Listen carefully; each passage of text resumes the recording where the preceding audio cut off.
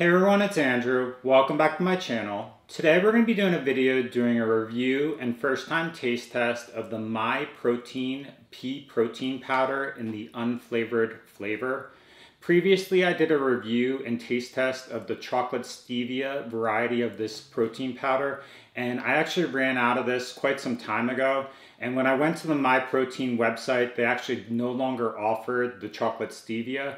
And so at that time, I ended up picking up the unflavored variety, hoping that I could combine it with different flavors on its own for more kind of versatility.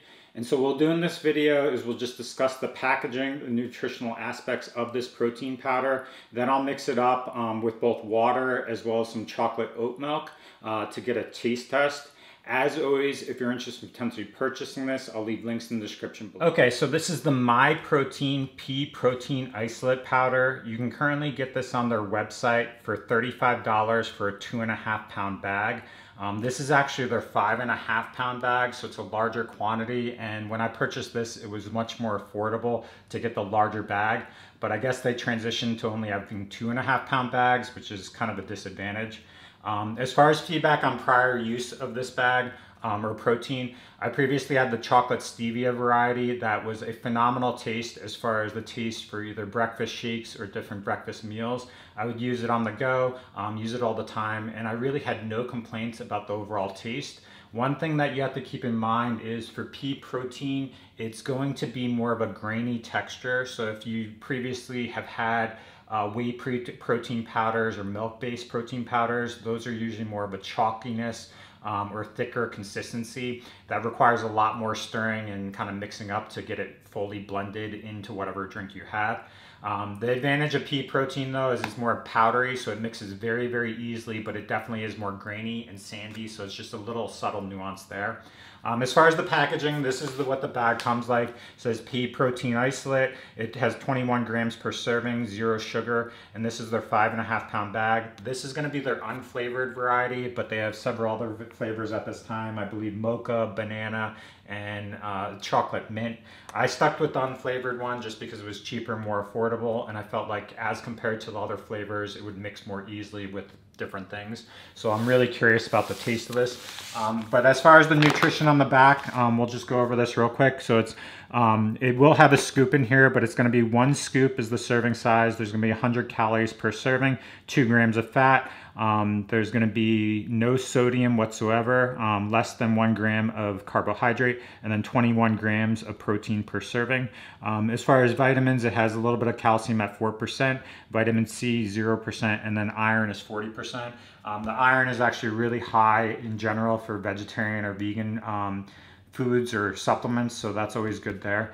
And then for directions of use, it's basically add 1 scoop with whatever and then kind of do it that way. And then the only product in here is pea protein.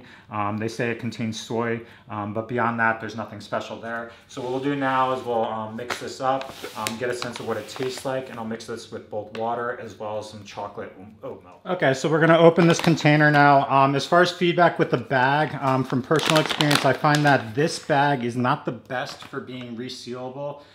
It does kind of, it's hit or miss on whether it opens or closes, so you just have to be careful there and ensure that it closes entirely, but it could be a better Ziploc bag. As far as the consistency here, we'll take a look at this. So this is what it looks like. So it's basically a powdery blend. For this one, it's more of like a beige kind of just like bland kind of color. Previously the chocolate stevia one was more of a chocolatey kind of brown color, so that's that. As far as when I use this, what I usually do is I actually fill up these blender bottles all the way to the top and put 2 scoops in here, but for this what we're going to do is actually just do 2 separate scoops in water as well as chocolate oat milk.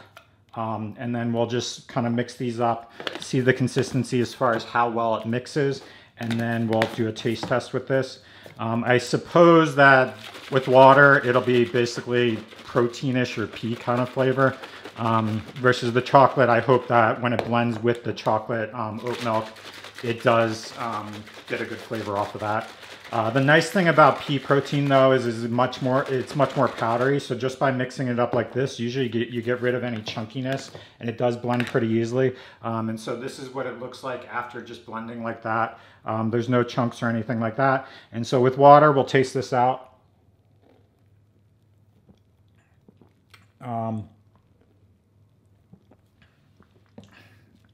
And I'll say that does not taste great. It just tastes like basically like a powdery protein mixed with water. Kind of like a dirty water kind of taste. Not something that I would recommend.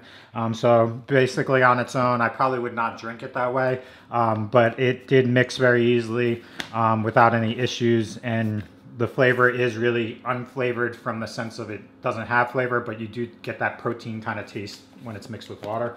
Now as far as with chocolate oat milk, this is what it looks like after mixing.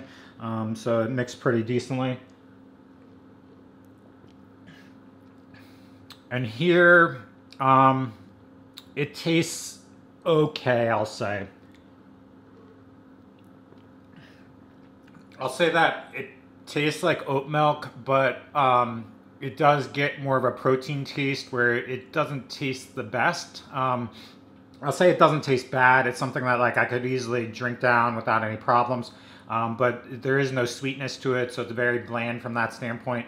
And this oat milk is just like a basic chocolate, so it doesn't have any sweetness or flavor to it. So it's definitely better than the unflavored with water. I think that if you mix this with oat milk, it'd be reasonable to do it that way. But to be honest, what I'm planning on doing is mixing this with shakes and smoothies and different breakfast kind of like bowl kind of mixes. And so this is a way to just supplement my protein when I'm working out more easily, just by providing a scoop or two kind of throughout the day for additional 42 grams of protein. So that's all I have for this protein powder. Definitely check it out at this price with the 5.5 pound bag. I think it was like $40. Right now it's around 4th of July. So they actually have a 40% off sale. So definitely check out their website. At different times of the year, they have different promotions, so take advantage of those. But this is a good source of protein, and it's definitely more affordable compared to other traditional whey proteins. And this is vegan friendly, vegetarian friendly, so it's a great way to get protein without having to kind of augment in other ways. So thanks for watching, and have a great day.